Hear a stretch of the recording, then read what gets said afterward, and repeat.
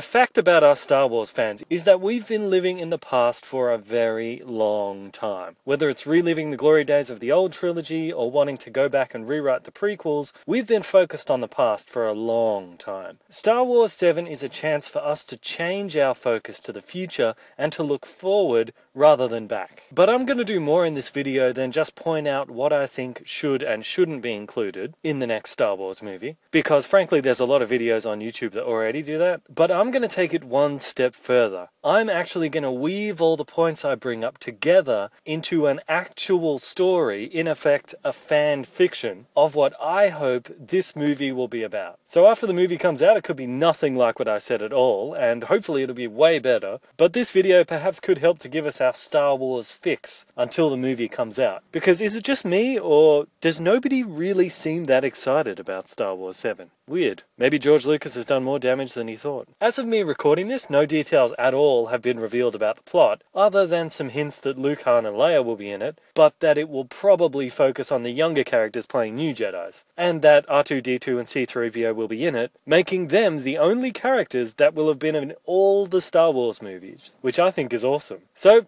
let's get started. There seems to be two schools of thought on this, old school and new school. Old school wanting to bring back all the previous characters for a big reunion and relive all the good old days, and the new school wanting to forget everything about the previous movies, especially the prequels, and have a completely new story for a new age. As you might have guessed from my opening statements, I favour the new school. The reason for this is, one of the temptations in making another Star Wars movie is because anyone could conceivably come back, that it could just descend into, hey, remember this guy? Well, here he is again. Remember this moment in the previous movies? Well, here's a similar moment. You know, one of the criticisms that people made about Star Trek Into Darkness is that it focused too much on being a Wrath of Khan's greatest hits, rather than its own self-contained story. I think this criticism is valid.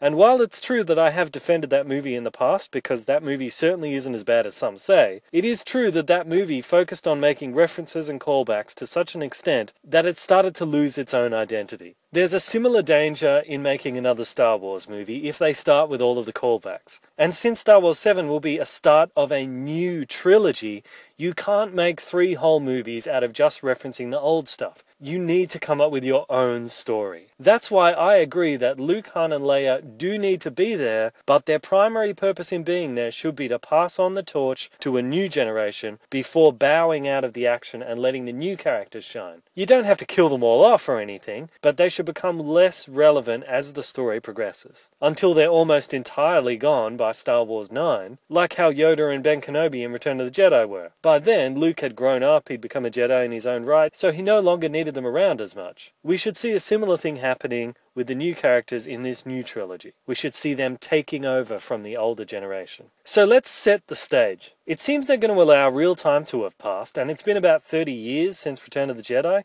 so about 30 years will have passed in the Star Wars universe, which will make sense for the original characters now that they're 30 years older. But it'll be good as well, because one of the great things about A New Hope was it begins with the Empire fully formed, with the Rebel Alliance fully formed. We're all set, ready to go, we can get right into the fun stuff and we don't have to waste time. Allowing real time to have passed in Star Wars 7 will do a similar thing. We don't have to sit through the boring stuff of the universe trying to get back on its feet again after the Empire falls. We don't have to see the New Republic mopping up the last of the Empire's Star Destroyers. It's boring. We don't want to see that. As far as I'm concerned, the end of Return of the Jedi, Palpatine's dead, the Death Star's blown up, it's done, as far as I'm concerned. Keeping in line with the new school thinking, in the cinematic universe, this should be where the Empire's story ends. I know that the Emperor did return in the books, but I don't think he should be in the movies anymore. I mean, come on, he had a good run, he did 6 movies, let's not flog that dead horse anymore. It's time for someone new to take over. So evidently, in Star Wars 7, the New Republic will have been ruling for some time. Luke probably has been overseeing the new Jedi Order for some time, and Han and Leia are both probably senators or government officials of some kind. And in the beginning of the movie, we should see that the universe is doing well. It's like a new golden age. This period of peace has promoted art, culture, music. It's kind of like a space renaissance. You can display that the Star Wars universe is in a golden age without someone having to actually say, this is a new golden age for the galaxy, things are going really well, like how they would explain stuff in the prequels. You can show this by having the cities being full of smiling people, the sun always shining, indicating the presence of the light side of the Force. The buildings should be equally mixed in with trees and plants bearing fruit, kind of like the Garden of Eden. And the technology should be advanced on what we saw in the original trilogy, as it would after 30 years, to the point where people have a good standard of living now. So the Jedi kind of seem less relevant because now things are going really well. All of this is setting the stage of the calm before the storm. Another way that you could demonstrate that this is a new era in the Star Wars universe is you could make it that the New Republic has just recently passed a law granting droids equal rights to all other life forms. Because when you think about it, droids have always been discriminated against in the previous movies. People treat them badly. There's even that moment in A New Hope in the cantina where the bartender's like, "We don't serve their kind here. They'll have to wait outside. We don't want them in here." Which is obviously a commentary on racial segregation of the past. People are like, yeah, they're just machines, they're not real people. But to us Star Wars fans, R2-D2 and C-3PO are real people. So have them made real people in the movie. And besides,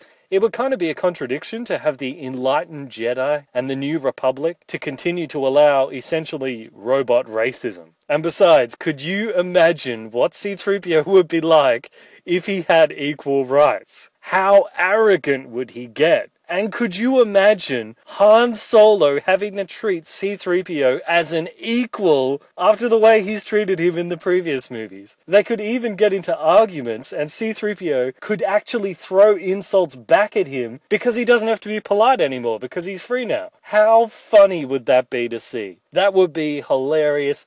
I would pay to see just that alone. Another thing Star Wars 7 definitely should do is bring back the Force. Ever since The Phantom Menace, Star Wars seems to have become less and less about the Force and more about lightsabers. We don't need to get rid of lightsabers, but we do need to scale the use of them back a bit and focus more on the use of the Force itself, especially in combat situations. One thing that the video games like The Force Unleashed has done is it's gotten fans into the mechanics of fighting as someone who can not only swing around a lightsaber, but also make use of a wide variety of Force powers. Understandably, they couldn't show a whole lot of these Force powers in the original trilogy, because the special effects in the movies were already above and beyond those of their time. So to go to video game levels with the Force, that was just not possible for them. And in the prequels, George Lucas was content to make the movies just about lightsabers and lightning. In fact, the Force itself plays such a small part in the prequels that it actually seems awkward when Obi-Wan says to Anakin, "May the Force be with you." You're like, oh yeah, that's right, there's this thing called the Force in these movies. I forgot about that. In Star Wars 7, the time is right to bring back the Force. The technology is there for the special effects, and the fans want to see it. That's what I found particularly interesting about the end scene in X-Men First Class. The scenario between Magneto, Shaw, and Xavier plays out according to each character's abilities and how each one's powers interacts with the others. It's actually quite detailed, but it's not confusing for us. We get it. There's lots of room for that in Star Wars. So let's bring back the Force. The Force should be as much a character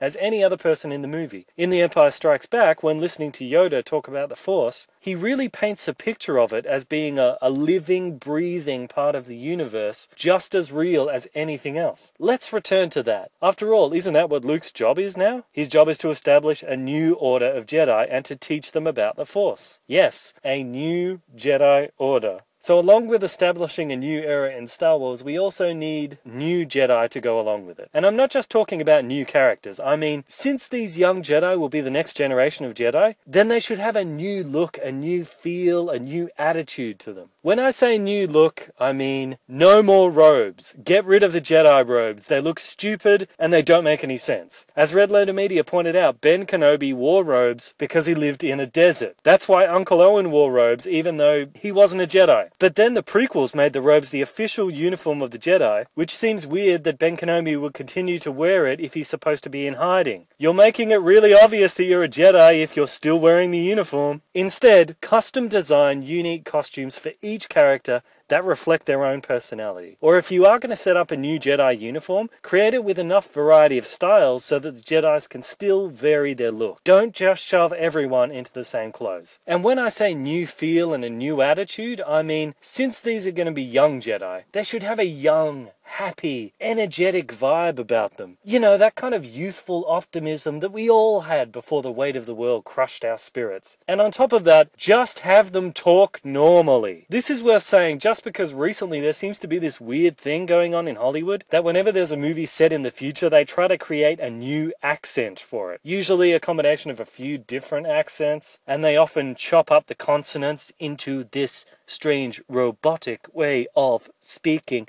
It doesn't work, okay? It sounds weird and it's distracting. Just have them talk normally. This concept could be expanded out to include everything about the Jedi. They need to feel like real people for us to like them, not asexual monks with no personality. A good way to do this would be to point out that Luke Skywalker has revoked the rule forbidding Jedis to love. That showed up in the prequels. Now that rule did kind of make sense, because a quick way to get someone to give in to hate would be to hurt someone that they love. Then they'll be so consumed with the desire for revenge that they'll turn to the dark side. So by forbidding to love, Jedis avoid being manipulated in that way. It kind of made sense, even though they never explained it in the prequels. But Luke Skywalker has also seen that that same love can also bring someone back from the dark side. He saw his father turn to good when he saw his son being hurt. So love can work both ways. So it totally fits that Luke would be the one to revoke that rule, and it certainly would make it easier for us to relate to the Jedis. Because then they can shove in a love story, and because it's Disney, you know they're going to put in a love story. We also need new villains. Some have gone as far as to say that maybe we should ditch the Sith altogether and invent a new threat. I hesitate at the thought of that, because if you don't have the Sith, it's kind of hard to have lightsaber battles. And what is a Star Wars movie without lightsaber battles? And if you don't have the Sith, then you kind of have to ignore the whole dark side of the Force, and that's not right in a Star Wars movie either. So I would suggest that we do need the Sith, but it should be a new kind of Sith, in the same kind of way that we have a new kind of Jedi. Let's not just have guys in black cloaks swinging around red lightsabers yet again. The Sith should also have a new look, feel, and attitude. But I think something else is needed to give this new movie more punch when it comes to the villains. Because a problem that this movie is going to face is that there's no Empire anymore. In the original trilogy, the Empire was such a powerful threat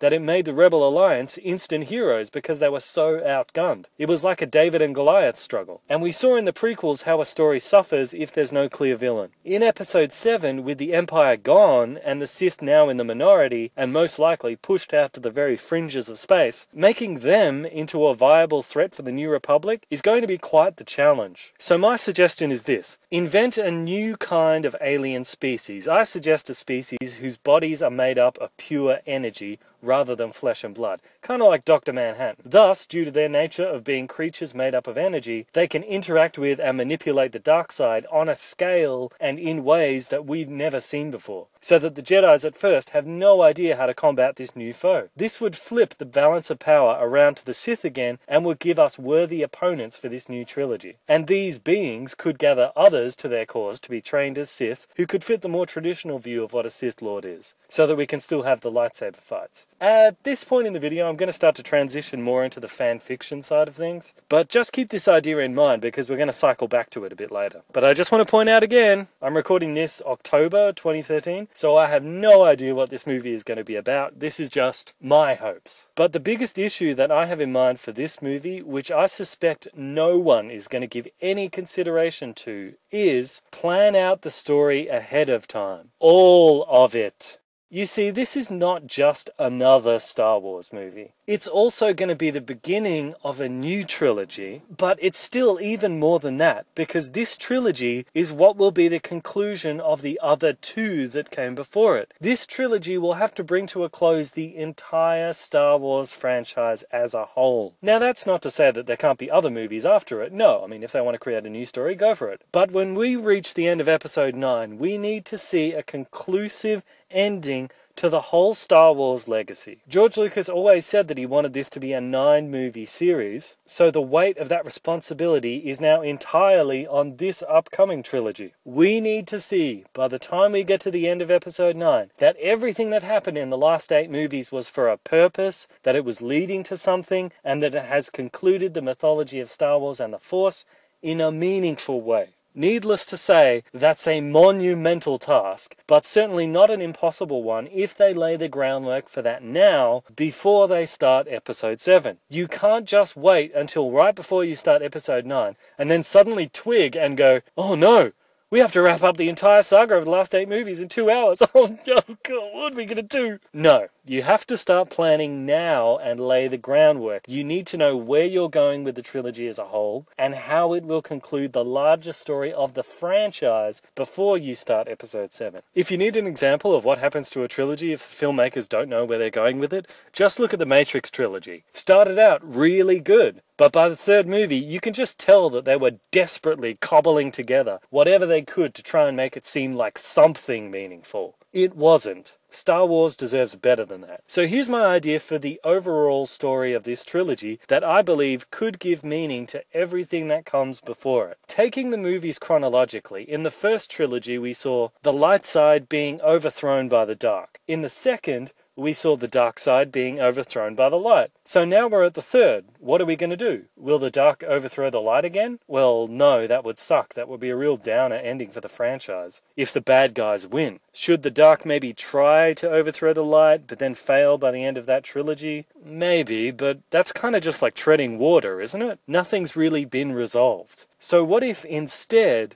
there is a balance that could be struck between the light and the dark, ending the struggle between the two sides permanently and bringing peace to the galaxy? Let's talk the details of this idea here. What if the universe is not infinite? What if you reach a point in space where you hit a wall, a giant invisible barrier that marks the edge of our physical universe? What's on the other side of this barrier? Raw, infinite force energy. I'm talking the actual force. This barrier is like the wall of a dam, holding back an ocean of raw force power. And the will of the force is that life in the universe will eventually be able to reach this barrier, break through it, so that the physical universe and the realm of the force can become one, and the universe can reach a higher level of existence. This is something that will be progressively revealed over the course of the new trilogy. And the concept of this being the will of the force can be linked to the events of all the previous movies. Note, I realize this is a really kooky, woo-woo, spiritual, psychedelic, out there kind of idea, and it's like super grandiose and all that. But remember, this trilogy has to wrap up the entire Star Wars legacy, all 9 movies once we get to that point. So to just have some bad guy get lightsabered and a space station explode,